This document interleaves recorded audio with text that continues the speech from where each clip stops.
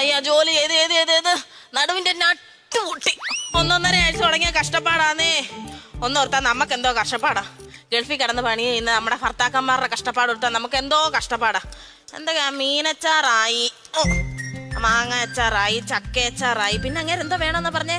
ആ ഇടിച്ചക്കയുടെ അല്ലല്ല അങ്ങനെ എന്താ അങ്ങോട്ട് ആവുന്ന കൊണ്ടാക്കി വെക്കാം.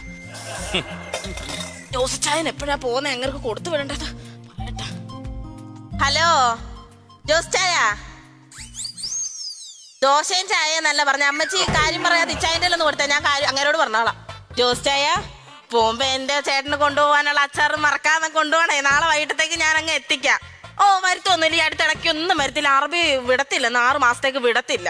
ഓ നില വിളിച്ച് എന്തോ കരച്ചിലായിരുന്നു. പുല്ലെല്ലാം കൂടി ഇട്ടെറിഞ്ഞിട്ട് ഇങ്ങോട്ട് വരാന്ന് പറഞ്ഞു. അത് കേട്ട് ഞാനും ഭയങ്കര കരച്ചിലായിരുന്നു. ഇനി ഇയാളങ്ങനെ ഇട്ടെറിഞ്ഞ് വന്നാലോ? പിന്നെ ഒരുവിധ സമാധാനിപ്പിച്ച് ഞാൻ അവിടെ നിർത്തി.